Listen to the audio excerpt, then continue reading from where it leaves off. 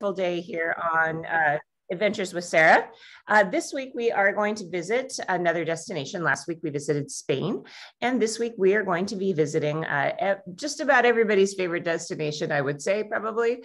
We're going to be in Paris all week with my friend Trish Feaster. Bonjour, Trish. Bonjour, ça va? Ça va bien. Et toi? Ça va très bien, mais it's time for coffee. Let me put, I can't tell when like Zoom, see, it goes like it disappears. It's magical. I know, it goes all the way to Paris. It comes back from Paris. I have no hand. Somehow I have a hand with the background, but yeah, anyway. As we say in my house, et la temps pour le café. So we enjoy speaking French with a really bad accent in my home. So it's fun. It makes us chuckle. So the reason that we're covering Paris this week, we're actually going to do a bunch of different things tomorrow. Trish and I are going to make crepes. We're going to make galettes and crepes. So we're going to do both. So you'll learn how to make savory and sweet crepes tomorrow night. And then you wanted to fill us in for the schedule for the rest of the week. Yeah, so we're actually going to be joined by some of our other colleagues, colleagues who live in Paris or have lived in Paris or live in France and just, share the same kind of love that we do, but have different kinds of expertise. So on Wednesday, our colleague Julian Brown is going to do a historical Paris deep dive with us. And I will tell you more about that later. And then on Thursday, we're going to be joined by Vero Coquille-Savoie. And some of you might know her from France with Vero. And also Nina Sefusasi, who is Danish, but lives in France. And so we're going to have that really fun chat with those sets of people on Wednesday and Thursday. And then on Friday, we're going to do a whole overview about the tour that we have planned in the City of Lights. Yeah. So Trish and I have been having fun in Paris together, which you're going to have to put these pictures into the slideshow of us for, 10 years at least. Yeah. Yeah. At least. Yeah, it was maybe 10 years ago that we first met up in Paris and had a really fun adventure together. And every time that we've met up, we've always had a lot of fun.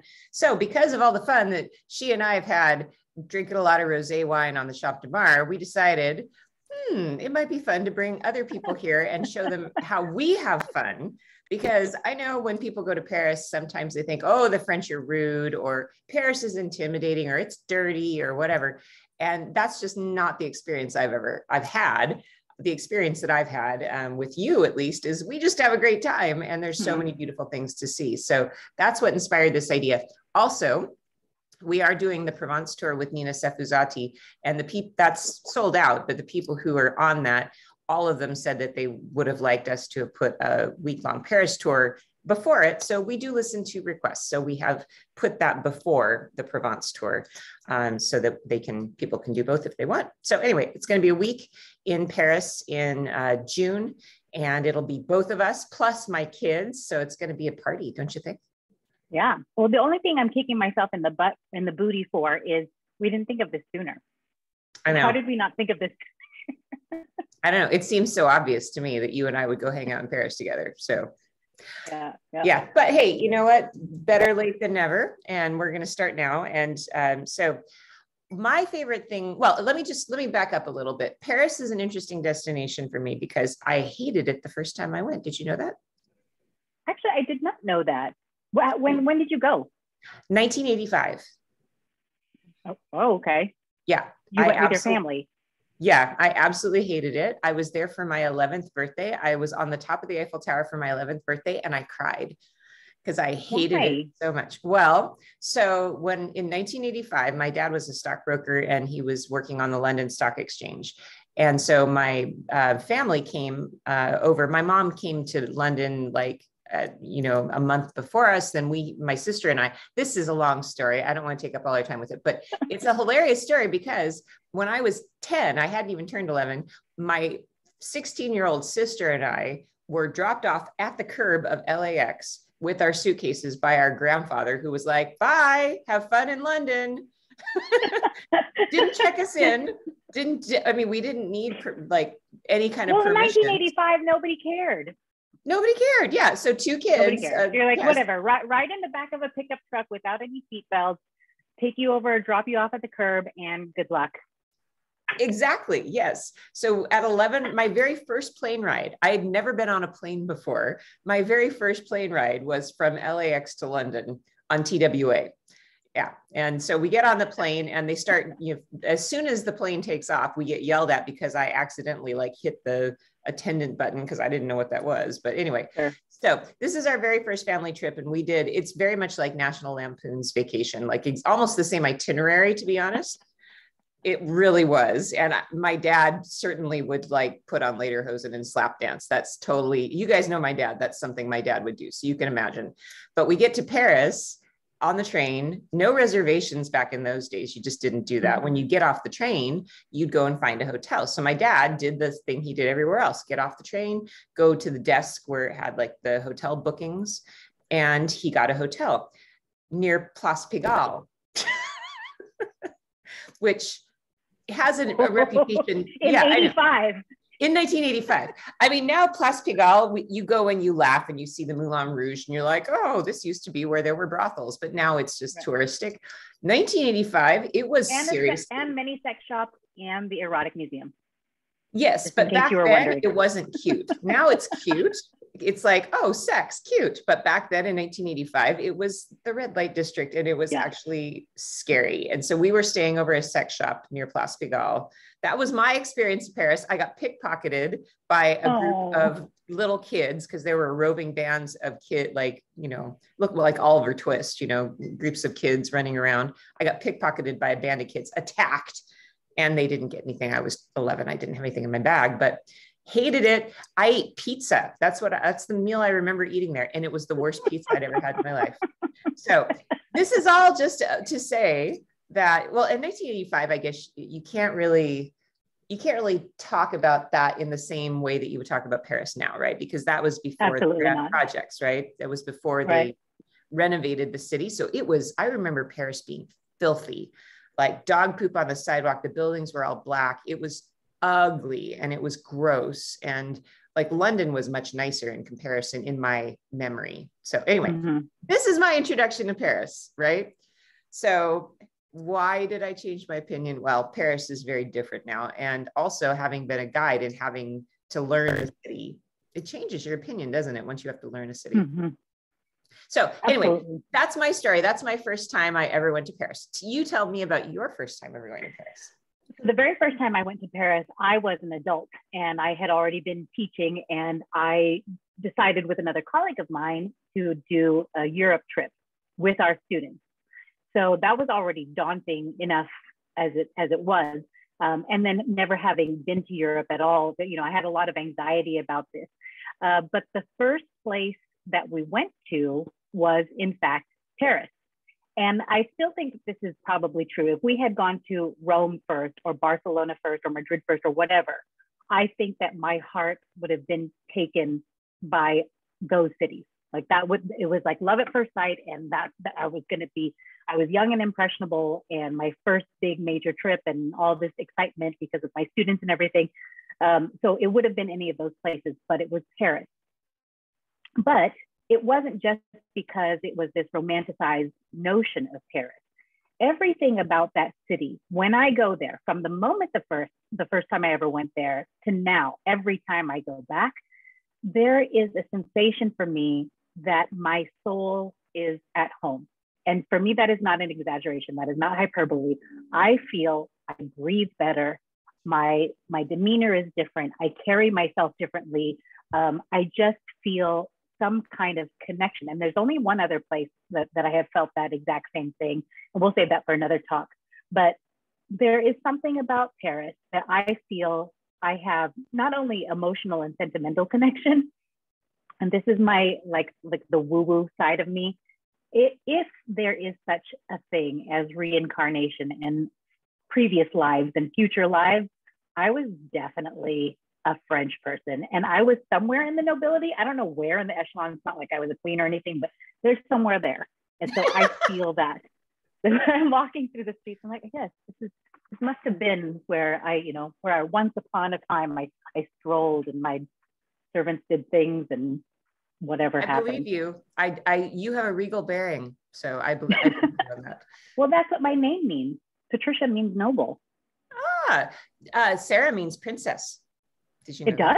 It does. Yeah. I didn't know that. Yeah. See, there you go. our names really, they define it. I think I might have told you this once on a tour. I had a guest who told me one day that she was a psychic and that she could read people's palms and she could read their auras and she could read like past lives. And she said to me at the end of spending whatever 10 days with me, she goes, I've just been reading your aura every day. And I can tell you absolutely that you lived in ancient Rome. And that's why you feel such a connection here, because you used to live here. And it was weird the way she said it, because when I recounted, it's like, that sounds like a bunch of crap, right? But actually, when she said it, it was spooky. It was like, oh, I think she's right. Like, that's the feeling I had the first time I went to Rome. It was like, oh, I'm home. Like, it's not even that it's exciting. It's like obvious. It's so comfortable, right? Mm-hmm. Is that how you felt about Paris the first time you saw it? Yeah, pretty much. And, we hit the ground running. So we were, of course, we're on a tour, right? It's with the students, we're with a company that kind of caters to the educational component of travel. And so we were hitting the ground pretty hard. And I do recall, walking into Notre Dame for the first time. And there's a thing about travel, and I think this is true with most people. You read so much about these places, you see them in movies, you watch them on television, you watch the documentaries, you watch the travel shows, all of these things, and you build up this version of the city in your head, right? Like you think it's going to be like this, and you presume it's going to be like that, and all of the things that you've heard, and other people have traveled there who have told you, oh, it's like this or it's like that. So you have that in your head. You can't not have it. But walking in Gothic Cathedral for the first time, and then hearing from our amazing guide, who actually is going to be one of our local guides on the tour. We have been very good friends for the past 20-something years, but I learned so much from him. But hearing these stories and making them come alive, and thinking about the process of this creation that spanned centuries, right, to create this thing, and then transformed again centuries later. And then now, as we know, with the damage that has happened because of the fire and the new care and love that's being projected into it, I was so taken aback. It was really a transformative moment for me to walk through the threshold and to be under the stone construction and structures, and to see the statues, and to feel the light coming through the stained glass windows, and to feel that everybody in there with me, whether they were feeling the same thing with me or not, we were in this experience together. And to think that over, at that point, almost 850 years, that people have done more or less the same thing, to visit, to come, to either worship, to pay tribute, to honor somebody, to remember somebody, to ask for forgiveness, to ask or to offer thanks, all of those things. And it all just hit me, like all of those memories of all these other people hit me all at that same moment. And I was just shaken to the core. I mean, I was sobbing, as my students will tell you, I was sobbing by the second pillar. So that was it. And that's what got me, right? And it was this singular place that I had heard about for so long. And of course, my own background, right? My Catholic upbringing, all of that stuff that made it come to life. But then it just made me open my heart and my mind even more to this city. So then everything subsequent after that was just like, yes, please. Wow, that's a powerful experience. And I mean, I think sometimes when we build things up, things that we've seen on TV, we've heard about in our minds, and then we go there, sometimes it can be a letdown, but it's always amazing when it actually exceeds your expectations. One thing to note though, for people that are watching, if you haven't been to Paris in a while, I was just in Paris in June, and all of the Ile-de-la-Cité practically is a construction zone, and you can't see anything. So please, if you're thinking, oh, I'm excited about going to Paris so I can see the restructuring, the rebuilding of Notre Dame, there are high walls. They're probably 12 feet high that go all around the entire complex. You can barely see anything. So just be aware that that's going to be like that for some years, and that's not going to, unfortunately, that's not going to be a part of your sightseeing if you visit in the next few years. But that for us is actually part of the design, right? So this tour that we're going to be talking about, and we'll go into the details on Friday about it, but we intentionally designed it that way so that it isn't about these major monuments. So if you this kind of is you've been to Paris before and you want to get to know it more intimately, right? Like, it's like if you went out on a first date with Paris and you're like, oh yeah, it's a really cool kind of person, and it's fun, and we can do all these things. It's so pretty, and they're so friendly. Oh, that's nice. But then now we're going in for a second, third, and fourth date, and we're going to get to know the real, more intimate and more kind of daily life kind of Paris, and things that you might not necessarily have thought to experience or didn't even know you could experience in the city. Yeah, and I think that this is a really good opportunity with all the staycations that we're doing this year. Like, I'm doing a Rome staycation in March, that it's the same concept, that I'm assuming people have seen the Colosseum and the Vatican Museum. If they haven't, I'll help them see those things, but that won't be with the group, because really, when we think about our jobs as tour guides going forward, when I started 20 years ago, more than 22 years ago, there was no Google. People didn't have smartphones. So the only information that they could access was whatever I had to say. Now you can go to, the Louvre with a million different audio guides that you can find for free. You can Google every painting. You don't need a guide. It's better because the guide can tailor the tour to your interests and explain more about it. You can ask questions, but information wise, I feel like the big sites are so well covered by travel journalists around the world that what is the relevance of being a tour guide in the information age? And I think our relevance is to teach people how to actually live in those cities. How do people live? What is the culture? And it's also to take people to see things they didn't know they wanted to see. For example, we can't go to Notre Dame. A really great thing you can do is go see the Cathedral of Saint Denis, which actually, when I was in architecture school, we did not study Notre Dame. Notre Dame is not actually the best example of Gothic architecture.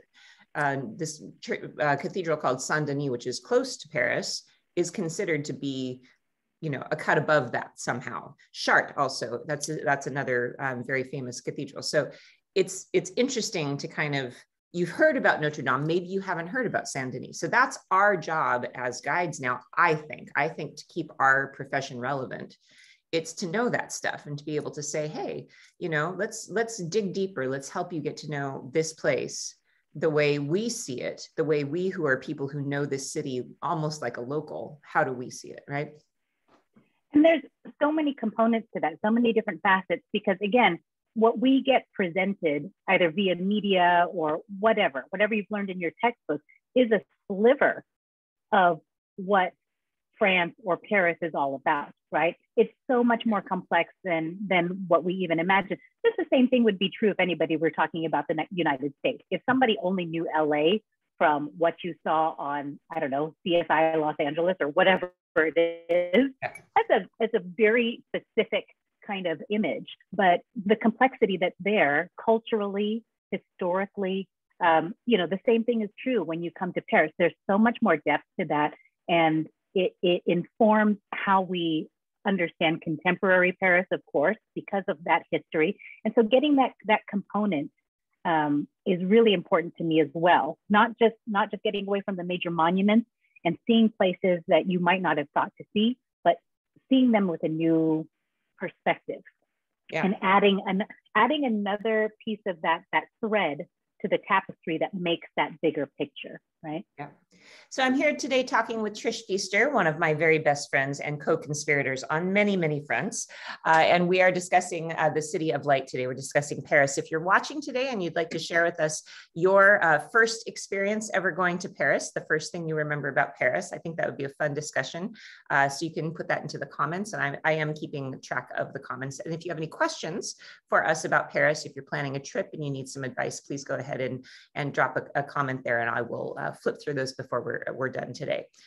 So Trish, when I'm in Paris, I always have my thing that I do. I think every city you go to, that you become kind of a local, in a temporary local. I mean, I've been to Paris enough times that I feel pretty much like I'm a quasi-local.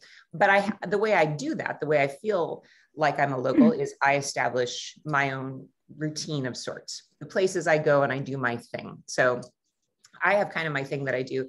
I like to go out to this little place over by kind of near the Eiffel Tower that serves crepes and cider. And it's like a little Breton place. It's really cute. I like to do that. And then, as you know, I like to go wander around Monoprix. And then I like to go get a baguette at the bakery, and then and a bottle of rosé. And I like to walk out to the Champ de Mars and sit down and eat some cheese and bread and drink my rosé. So that's my little habit that I like to do, and take my watercolors maybe and do a little bit of painting. So that's how I feel like a local. I just kind of have my thing that I do. What is your habit in Paris? How would you spend a day in Paris just to enjoy the city, not necessarily to be a tourist?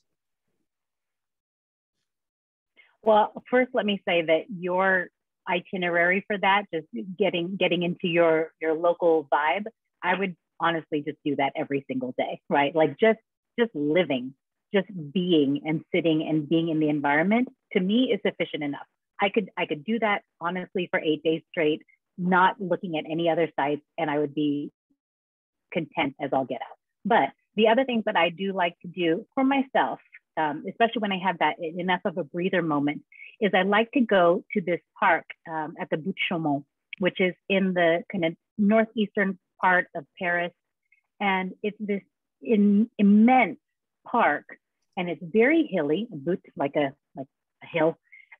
You go up there and you wander around, and it's massive, and all you see are families.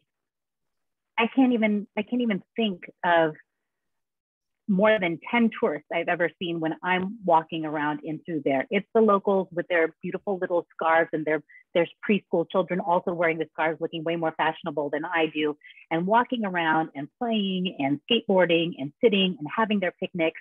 And then you get a view back on to the city of Paris. It's a little bit more distant, but just this sense that I'm in this massive green space within a metropolitan city, and I'm hanging out where all the other locals are hanging out too, and just being in that moment. That is enough for me to just feel like I'm back in my soul's home again.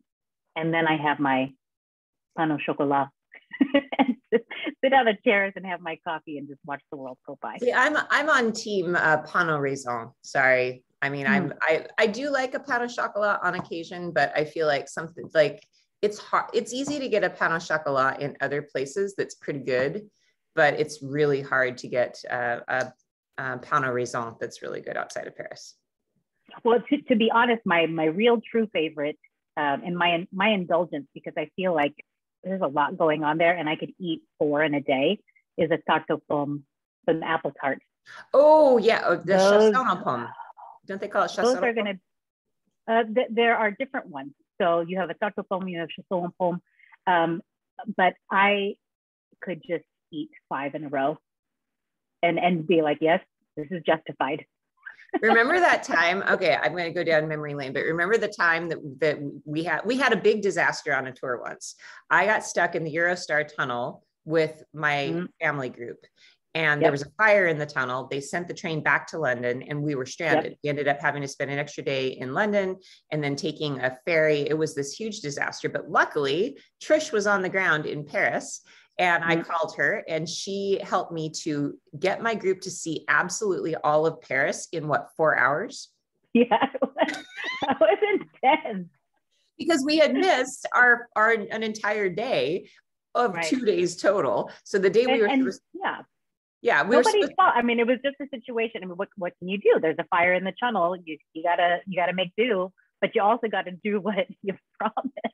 Yeah. So we were supposed to arrive in the morning in Paris. We would have had all day that one day, and then the next day, the full day, and then depart the following day. So we missed the 2 days. So we arrived late at night on the first, or on what should have been our second day. So Trish organized a really nice dinner for us with steak and frites and all that. And then the next day, we were supposed to leave in the morning to go to our next destination. And instead, we had to do the Louvre. We had to do the historic Paris walk. We had to do all the activities that had been promised to the group in 4 hours.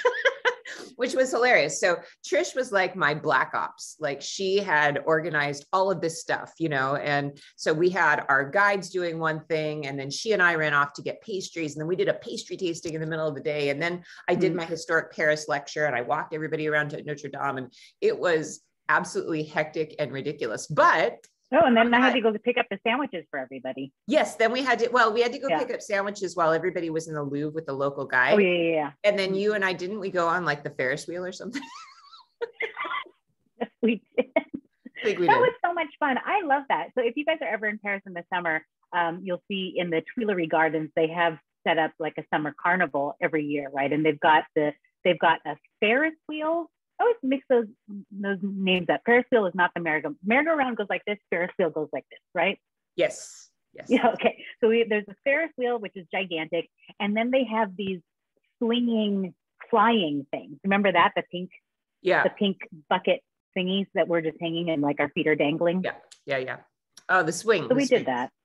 Yeah, that was really fun. We're gonna have to do that again this summer. I think that sounds fun. Why not?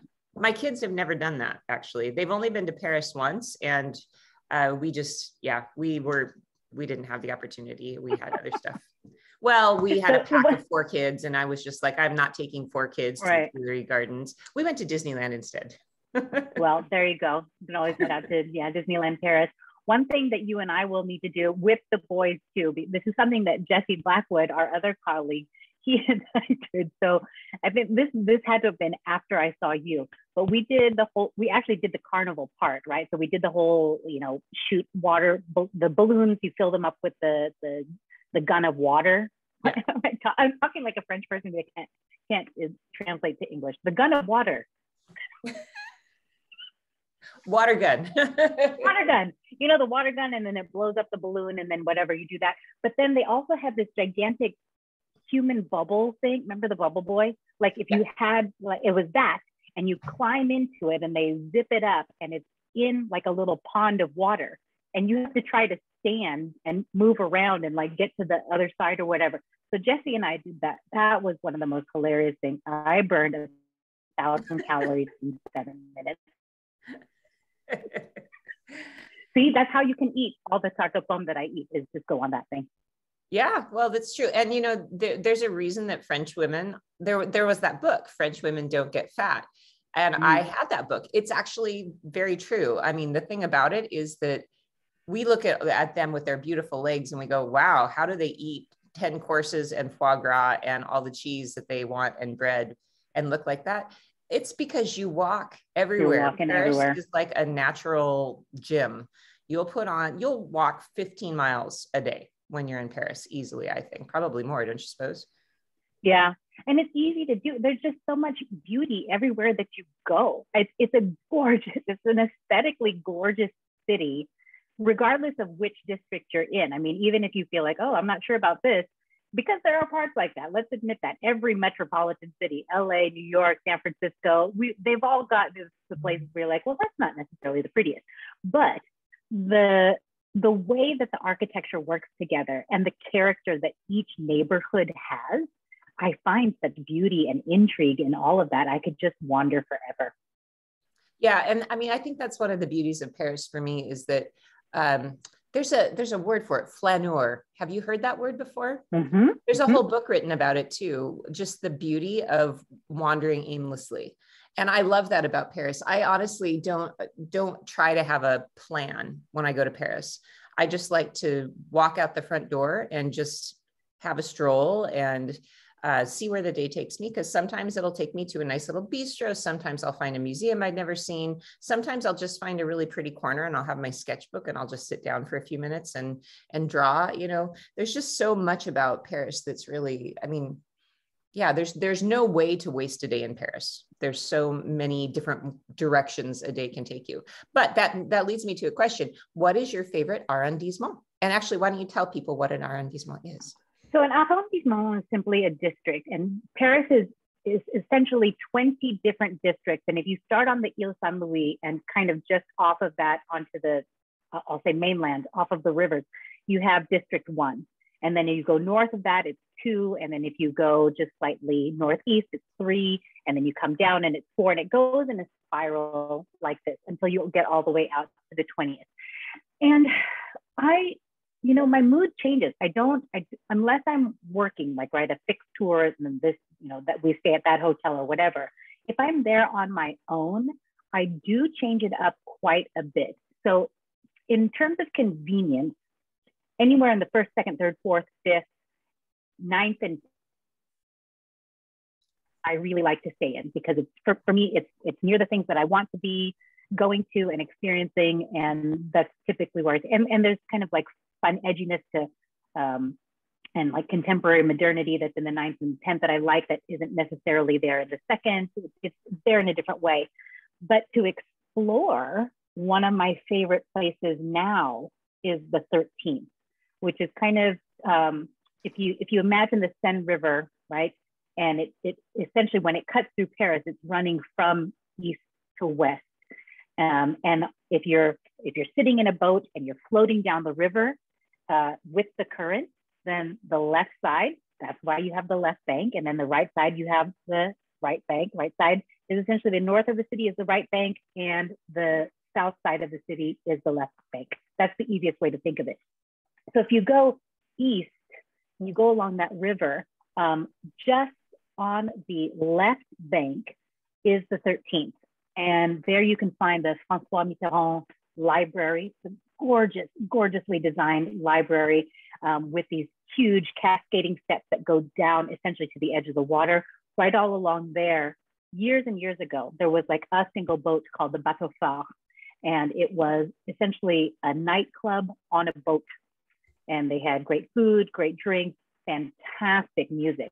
Now, because of all of the stuff that's happened along with what happened about 10 or so years ago with Paris Plage, maybe 15 years ago, with all the new development that they've done with the Rive de Seine, which is all of the, there's like pop-up venues, there's a Tai Chi garden, there's a yoga area, there's a rock climbing thing. All of this is all along the river. But with that, now we have even more of those kind of boats that cater to, different kinds of cuisines, or they might be fun bars or things like that. But in the 13th, there's been so much new development there, and the contemporary architecture scene, as well as contemporary street art, is massive in that district. It really is a kind of the new artist's haven. And I just love exploring that. Plus, there's so much ethnic diversity there too, that you get this whole range of cuisine in such a small space that you won't necessarily find elsewhere in the city. Yeah, we rented a house actually in the 13th when I took the kids a couple of years ago, an actual freestanding house. And with a garden, which actually was kind of a ramshackle house, but the neighborhood was definitely very diverse. I mean, it was, you see you don't see so many white French people as you would elsewhere in France or in Paris. And it definitely has a different flavor, but it is a very modern and kind of exciting neighborhood, I think, that whole zone. So but 12 years ago, I mean, it was like, I'm not sure this is the place where you want to hang out. And it was inexpensive housing. Not like subsidized housing. It wasn't that, but it wasn't elegant. There wasn't any character or real charm, at least right along the river there. But now with all of that new development, it's a whole other world in a city. Yeah, and I find that whole eastern end of town in general, up to Bercy, I think that area is just not an area that tourists go. And I find that you just see far more local Parisian people doing their thing on the east end of town, I think. And I really like that. I mean, the area around Vincent, the area, that's where you take the train out to Disneyland. There's a castle out there. That's a cute little neighborhood. Bercy is really fun. There's they took the stables or something like that, and they turned it into like a kind of cool shopping mall thing. There's just a lot going on that feels, what I think is nice about the 13th and that eastern end is that it doesn't have that sort of like storybook look you think of Paris having. It's a little bit more contemporary, wouldn't you say? Yeah. And I think that it's important to understand those aspects, those different facets of a city, because it isn't just this fairy tale image or a romanticized notion that we have, right? All this, whatever the kiddos are showing you these days on Instagram, they're going there because somebody told them to, right? And it's like, oh, we must do this obligatory pose in front of the thingy, and do, please, that city is so much more than an Instagram shot.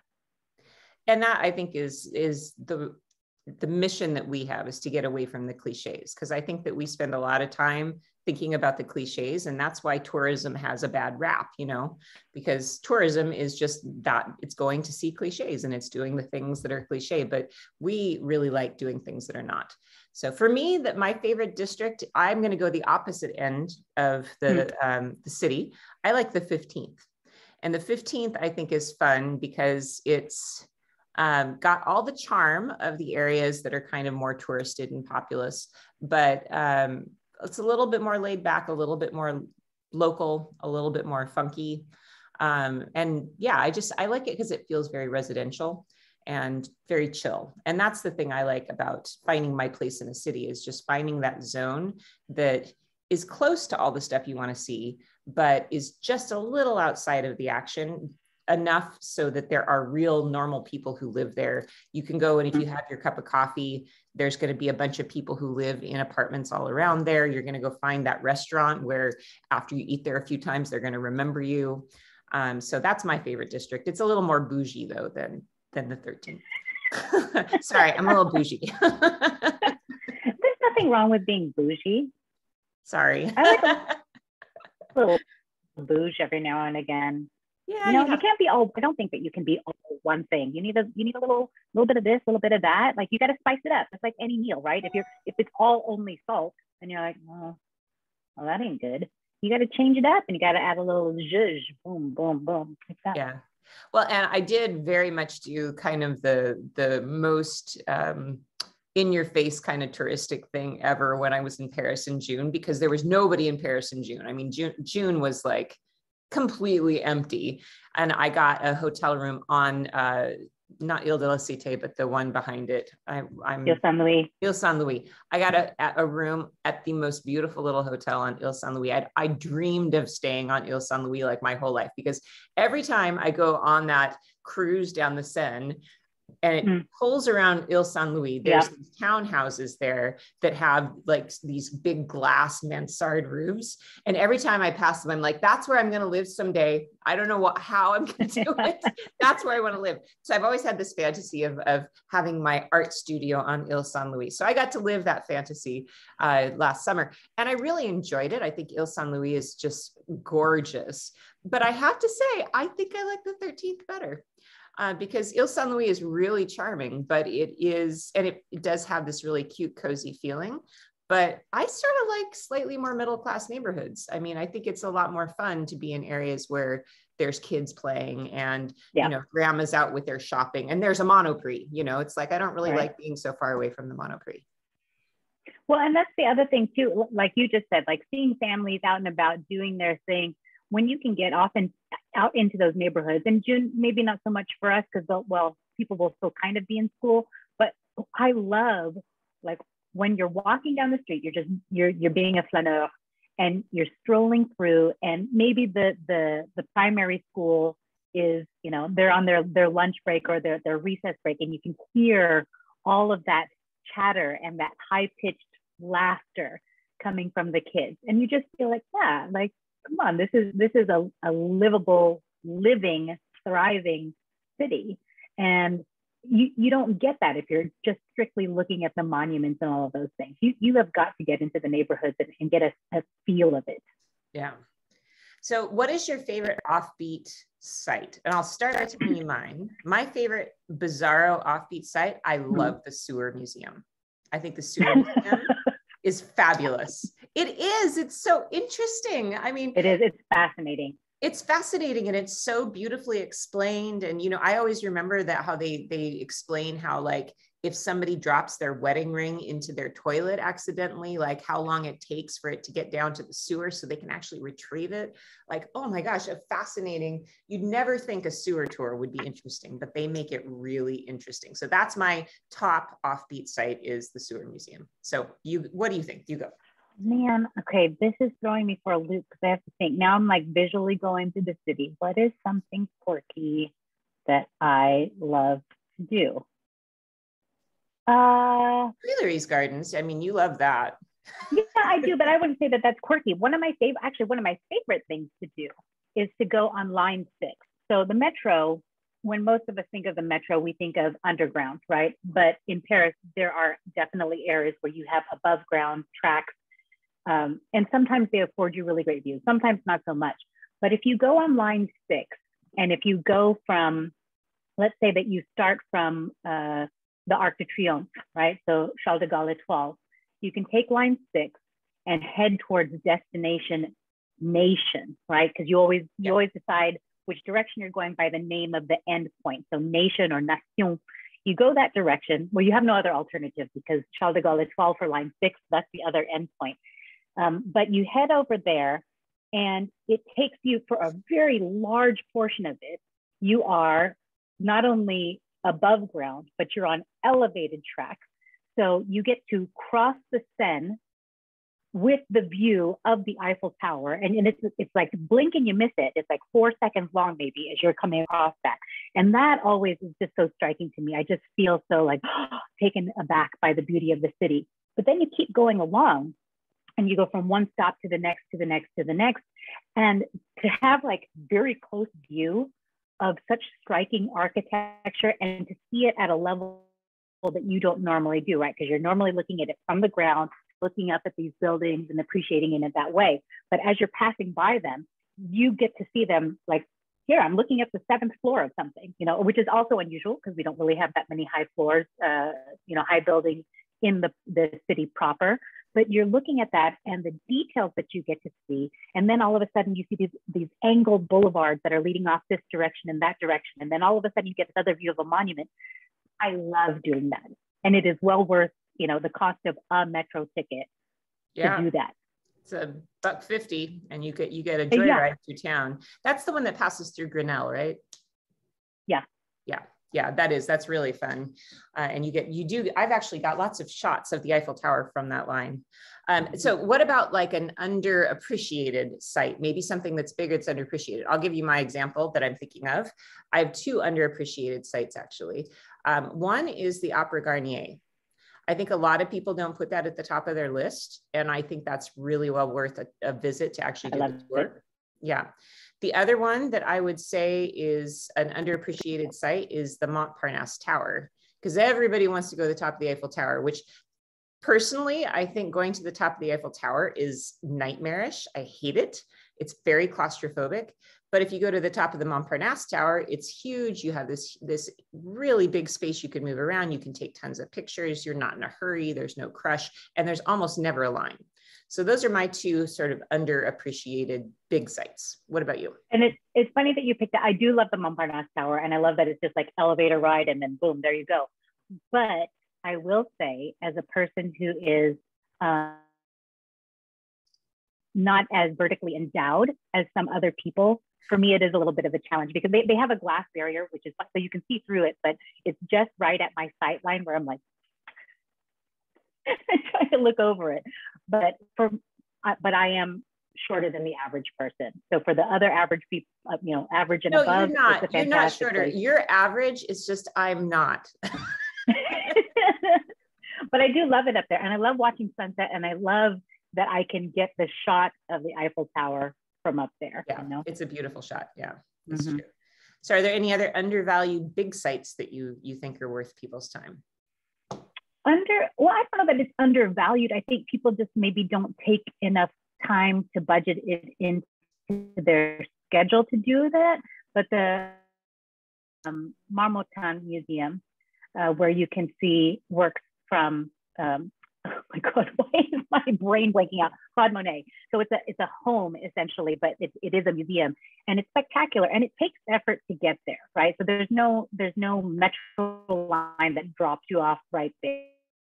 Kind of nearby metro line, but you're still going to walk another 15 minutes to get to the actual museum. You could take several different buses there, but you have to know what you're doing, that kind of thing. So you can always take a taxi or an Uber, but I think people don't put enough emphasis on that. I think one thing that, and things have changed because of COVID, right? So now with the Paris Museum Pass, you still have to actually have reservations for everything at this point. So it's not as easy to use anymore. It doesn't necessarily hold the same value, but you have to schedule your visits. But when that was in place, the Marmottan, because it's a private museum, was not included in that, right? So it's the non-private museums, or the state-owned or the city-owned municipal museums that you could get into very easily. But because there's a cost associated with the Marmottan Museum, people were like, well, I'll go look at the free thing instead, right? I'll just go and put that in because I don't have to pay anything additional. But it's so well worth it.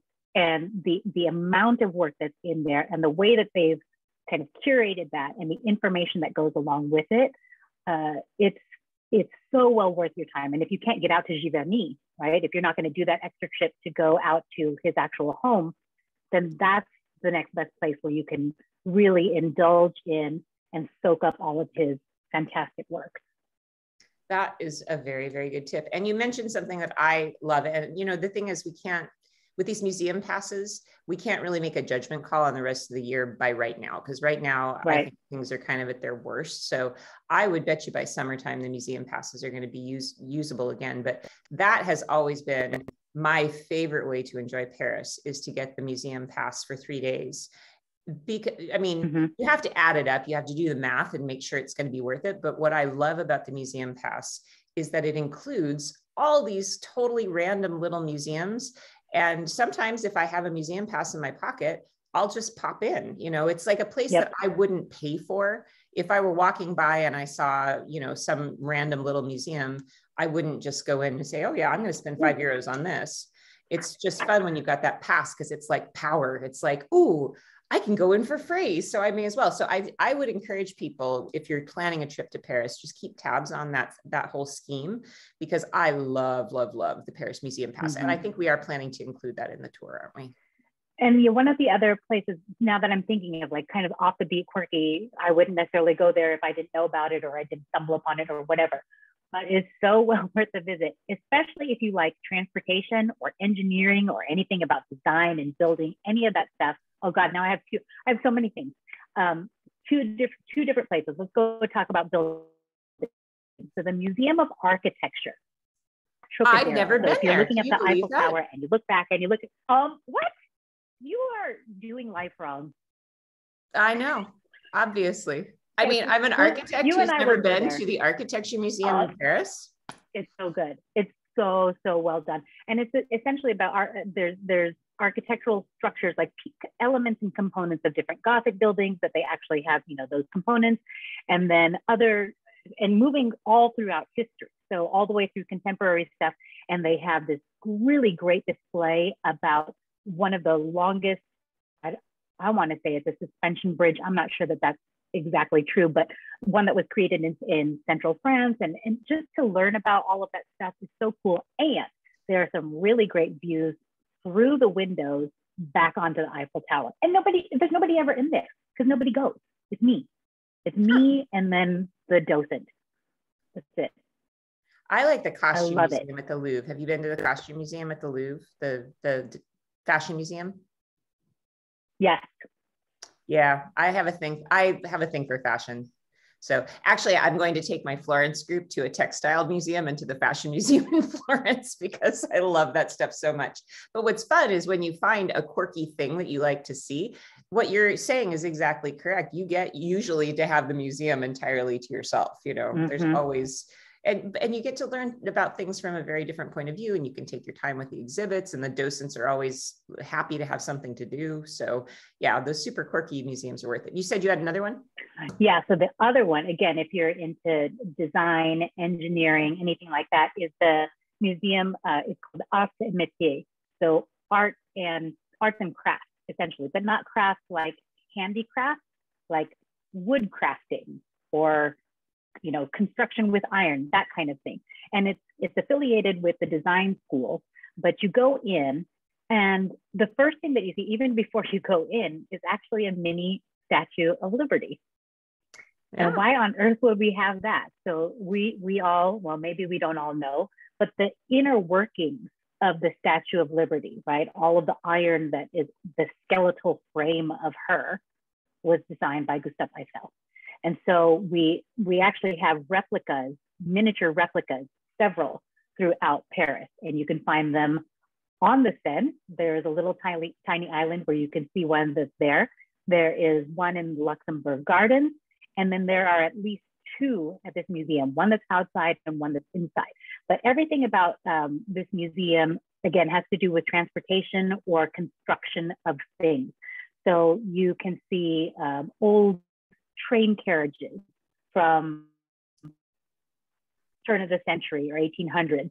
You see a plane, an old, like, I don't even know like what those are called when they have the two thingies that go, the two wings that go off to the side, you know, it almost looks like they're like, well, like the Wright brothers era, that kind of thing. Yeah.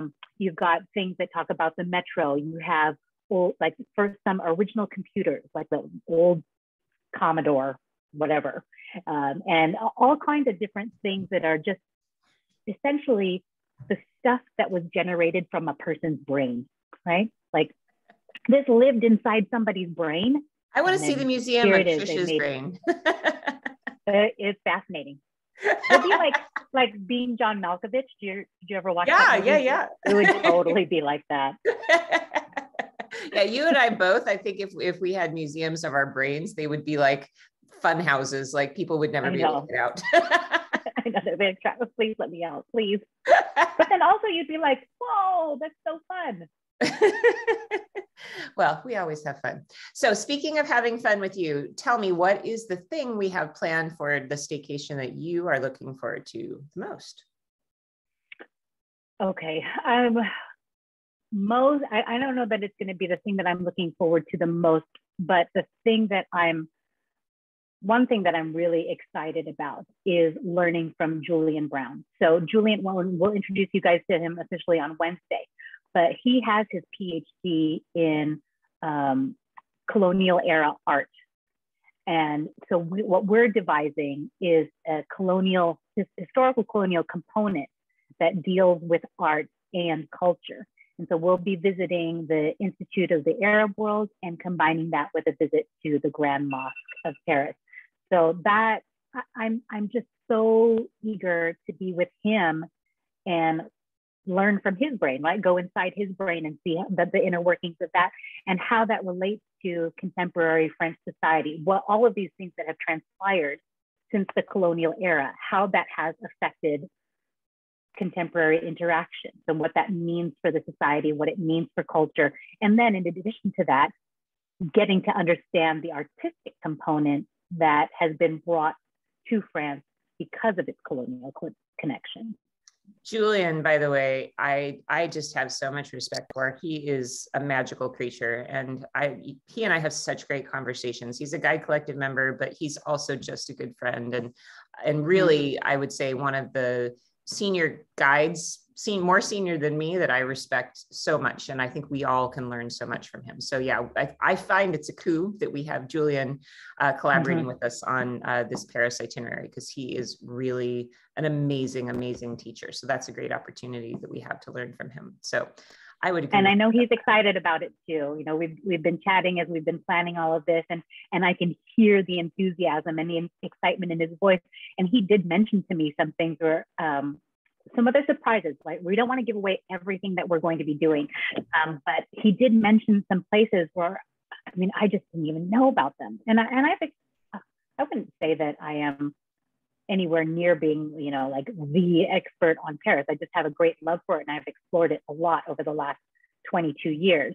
But he was mentioning something like, oh my God, that is so perfect. That dovetails so well with this historical and educational component that we want to put into our tour. And I'm just so fired up and excited to share that and to learn from him. Yeah, I mean, and this is the thing that's lucky is we have such amazing colleagues that are so far and above. Like I mean, it's like taking a little mini college course. You know, you're so lucky to be spending time with them. I think that the approach, it may sound weird to some people, the approach of wanting to spend a day or a morning exploring the heritage of France with respect to colonialism. But, you know, because I think when we think about colonialism, we think the American colonies, we think of the British, and the British, how they're kind of a melting pot society because they had all these colonies around the world. I think we just, in our imaginations, we associate that world colonialism much more with England than we do with France. But France, modern France, is such a patchwork quilt of different cultures because they colonize so many different places. I mean, there's a huge Algerian population, for example. North Africa, most of North Africa speaks French. You go to Southeast Asia, you know, and there's a huge legacy of French culture in Southeast Asia as well. And I think we forget about that stuff, right? Mm-hmm. And it is important to understand that. So when, as you mentioned at the beginning, at the top of the program, there are some people who have traveled to Paris or to France in general, and who have come home with maybe not the most favorable perspective. Oh, the French are this, or they're so rude, or they're this, that, the other, blah, blah, blah, blah, blah. And one, please don't ever judge an entire country on a single interaction, right? Like that's just not how we travel, right? That's the whole point of you going to some other places to understand these different perspectives. But the other thing about that too is that it is complex, right? There's all different kinds of things that inform somebody's daily interactions and all of that. And if you understand that, if you can understand the historical components that shape somebody's perspective or a society's perspective, and if you understand the rules, which in France is essentially, there's kind of a hierarchy, right? And you as the visitor, I'm sorry, you're the lowly one. And so you need to step into the space, essentially being more gracious and saying, hello, sir, please, may I do this? You know, and if you understand, like, this is step one, say hello. This is step two, say, excuse me. This is step three, then ask your question. If you understand all of those things, then everything opens up for you. It becomes a whole other ball game because you now know the rules, right? Yeah, well, and I have a little story that I want to tell you about that exact thing, because I think that I've gotten that before in the past where people in France have been really specifically rude to me. And I'm like, ugh, these people I don't want to be in France. France is so snooty. I don't like the attitude. But it was all about me because I didn't speak any French. And, you know, you bumble along and you try your best. But the thing about it is that you have to flip positions. If you were walking down the street in your own hometown and somebody came up to you speaking Swahili and insistently speaking to you a language you don't understand, slower and louder and louder and slower, like you'd get kind of pissed and you'd be like, I don't understand you. Please stop trying. Don't you speak English? You're in my country. Why are you trying to speak Swahili to me? You know, and so you have to kind of flip the situation a little bit. And it's so easy in France to be nice. It is so easy to actually get people to interact with you. And maybe if you're lucky, smile, which is just to use the manners you would have with your grandmother. Say please and thank you. And above all, there's a whole lot of power behind bonjour. Like even if that's all you know is bonjour, that is enough, because people in France want you to greet them. If you make eye contact, you need to say bonjour. And the example I have is I had a group, my very first year I was guiding, I was in Paris with a week-long Paris tour. And about halfway through the week, the woman who was serving the coffee at breakfast came over and was speaking to me and to our local guide because they were pissed that our group was so rude. And I'm like, our group, they're a bunch of really nice people. What do you mean? She was almost in tears because nobody greeted her in the morning. They would sit down and they would say coffee or, you know, whatever. They wouldn't even attempt French. And I learned such a big lesson. I was embarrassed that I had not mentioned that to the group, that I had not spoken to the group about that earlier, about using your manners and treating everybody from the person who cleans the bathroom up to the president of France. You treat them all the same. That's really important in their culture. And so I got into the habit of telling this story every time I took a group to France, to just kick off the tour that way. Say, look, if you want to make a good impression, it's so easy. You look somebody in the eye. We as Americans don't like to look people in the eye. We just don't. Look, I mean, I go to Target and I try to get out of there without making eye contact or speaking to anybody. I mean, and I'm not the only one. And so that's the thing, is you go and you make eye contact, and you make meaningful eye contact and say, bonjour, madame, for the person who's serving you coffee before you ask for anything. Bonjour, madame. And so the last time I was in Paris, I had done this big lecture. I was with a family group. So of course, with the kids, I really wanted to make sure they understood that. And every single one, when they would come down in the morning, would say, bonjour, madame, ça va? And then, je voudrais un café. You know, I taught them how to ask for a coffee properly. This woman was in tears at the end of our stay. And she came up and gave me a big hug. And she said, I just wanted to tell you how I've never had an entire group of people staying at the hotel show me so much kindness. So it's so easy. It's so easy to, and I mean, to be hugged by a Parisian, like it's so easy to show kindness and respect. And it's just not part of the way they like that expressed, is not part of our daily behavior here in the US, right? Maybe in the South, maybe in, Louisiana, it's different. I don't know. Well, and I think it's just a matter of dignity. Right. I mean, for anybody, I mean, besides the fact that this is kind of culturally ingrained into the French, that you initiate that dialogue, you greet somebody, and that's how you do. You don't just go into your question, but also just the basic notion of human dignity. Somebody is working there and providing a service and got up way earlier than you did to prepare all of that stuff, to line all of that up, to have it ready for you so that you can start your day in a with full of your baguettes or your croissant or your coffee or whatever it is, and just a little dignity, and all you need to do is just to greet them. Yep. And say please and thank you. Bonjour, merci. I mean, it's really, there's not a whole lot more to it. So just being kind will get you everywhere in France. And I will bet you, if you've had a bad experience in France, but you go back with this attitude, this idea that I'm going to look everybody in the eye, I'm going to greet everybody, I'm going to treat everybody like they're my grandma, you're going to have a very different experience. So I can't believe that we passed an hour already. How is that? You and I, just time flies when you and I have fun.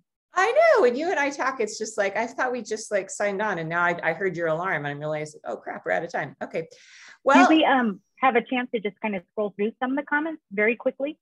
Yeah, we can scroll through comments. Also, I just wanted to say, if you're watching, if you're still with us and you're watching, you can even in the replay put comments into the Facebook feed here, and we will respond afterwards. We can type out answers afterwards. Totally. But go ahead. If you want to go ahead and respond to questions and comments.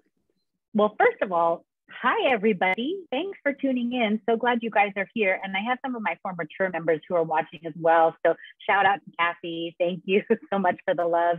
And I think Kathy did mention that she went out to a jazz club in Paris. And I love doing that. I love it, love it, love it. And there's a lot of really great. Well, can you please not give away all of the secrets? No. I was saying you and I. Oh, yes.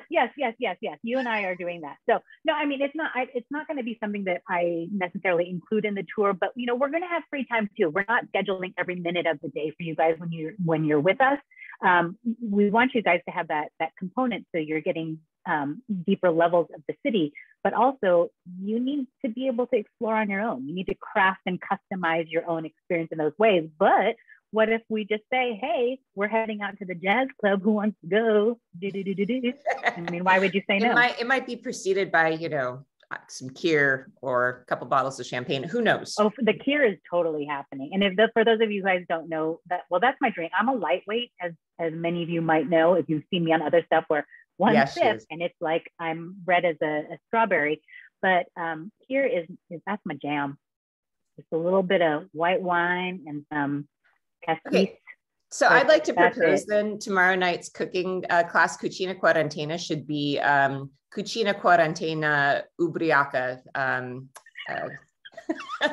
Ubriaca Cucina Quarantena. So we'll have totally a little drinky poo before we start cooking, and that'll be a lot more fun. Let's do it that way. Okay, but then you might have to do a lot of the talking, because at that point, then I might be like burning myself because can't like feel my fingers because whatever. So. It's gonna have to be like a two-way kind of. Well, dang, we did this wrong. We shouldn't have done coffee chat for Paris week. We should have done drunken chat for Paris. It doesn't mean that can't happen later in the week too. Okay, sure. All of them can be drunk in Paris, whatever. Except my mom is watching. Shoot, sorry, Mom. I mean, I'm a good girl. She is. There you go. All of these things I'm saying, I'm talking about me. I'm not talking about her. Yeah, Mom. I'll I promise I'll be on my best behavior. Sarah, there's a question. Sarah, could you please spell out the name of her hidden museum? Oh, Marmottan, Marmottan. But I'll put that in the chat feed too, so you guys can check that out. Fantastic place. I love it. And some of you have gone there as well. People talking about going to the Orangerie. Yeah, I love that. I love that space. And that was purpose designed, you know? They actually had to bring in through the ceiling, essentially, the massive wall works or paintings that they have along the oval shaped walls with Claude Monet's work. Fantastic space. Yeah, but we'll go through some of these comments a little bit later and answer them more thoroughly. Yeah, and I want to propose something. I'm going to spring something on you, Trish. I think you and I should work on a guide to Paris, like a piece that can go up on both of our websites, like a mini guidebook. Yeah. I think that we have a lot to offer people. Yes, as we are many years experienced travel journalists, I think that would be really fun to have Trish and Sarah's Paris recommendations, because I'm sure you guys all want to know, where do we like to eat? Where do we like to stay? What do we like to do? Mm-hmm. We need to write that down. Yeah. Don't you think? We will. We will. Yeah, because we know that not everybody's going to be able to come on this tour. And so if you ever travel there on your own, you know, take advantage of our expertise in that way. And we're happy to help you out and connect you with some of our favorite locals, you know, who are working really hard. That's the other thing I think about being able to come to Paris and experience it in the way that we're intending to, is to connect with kind of mom and pop places, smaller businesses that are not, you know, conglomerate, chain, franchise kinds of things. The pandemic has hit everybody really, really hard. And I hope that we can find an opportunity to get more connected with smaller communities, with local cultures, with you know, those families that need the help desperately via tourism, and to get to understand them in a new way. Yes, absolutely. On the flip side, Trish and I both really are passionate about Monoprix. Well, yeah. Monoprix is French Target. It's like, how can you, it is. And how can you hate Target? You just can't. I mean, you might not be a fan of Walmart, and I won't judge that. That's up to you. But like, you can't hate on Target, so you can't hate on Monoprix. Well, and this is the thing. I don't think people understand, like outside of the US, the way, at least me and you, but I think women in general love random shopping Target. And yeah, Monoprix is the only place I've found outside of the United States that you can go and you can have that delightful experience of random shopping. I love shopping Monoprix. Oh, by the way, complete aside, when you're planning, when you go to Paris, my favorite time to go to Paris, I know everybody says April in Paris or what have you. I love going in January or July because that's sale month. Soldes, S-O-L-D-E-S, my favorite word in French. And I'm not pronouncing it right, but I love it because they progressively discount everything throughout the month. And it's just super, super fun. I like shopping. Not a shopping tour though. But no, yes, it's not a shopping tour, but you're just being smart about what's being made available to you. Yes, you know, I do enjoy shopping, and my favorite time to shop is then. I will not shop with other people unless you buy me a glass of wine. Then maybe I will consider shopping. I can be. You and I shopping together is the most fun. So, and especially Paris sales, I do love that when we get to shop together. So, va bene. All right, we have been online for quite a long time, so I think we're going to wrap it up here. But just to recap the schedule for those of you that are watching, tomorrow we're going to have drunken cucina quarantena. We're going to make some crepes. Maybe we'll try burning down our kitchens with a little bit of crepe Suzette or something like that. I'm not sure. And then the next day, I'm not doing a flame. I can't do that, man. Honest to God, like I would make the house blow up. But I will have wine or some kind of drinky too. I'm definitely bringing cheese. For sure. The cheese. Yeah. Yeah. Why don't we talk a little bit during our Cucina Quarantena lesson tomorrow about French wines, how to pick a good French wine, and about cheeses. I think that's a good idea. That'll just give me a reason to have to go spend some money at the cheese counter today. So cheese, please. Cheese, please. And then we're going to have remind me, Wednesday is Julian, right? Wednesday is Julian. Thursday is going to be Vero and Nina. Yeah, kind of a roundtable type of thing. And then Friday will be the slideshow. And when we will be back, Trish and I together to show you all of the things we like, but you'll have visuals, not just our fake backgrounds. So, all right, y'all. Merci beaucoup for joining us this morning for our coffee chat, and we'll see you the rest of the week. I'm going to do something new this week with all of the content that we are producing. Everything that we're doing this week, I'm recording and I'm going to upload it to YouTube after this. So if you had a stall in the video or if you wanted to rewatch it later, it will be posted on my YouTube page. And then that way you can easily enjoy it again in the future. All right, we'll see you again tomorrow. Merci. Au revoir.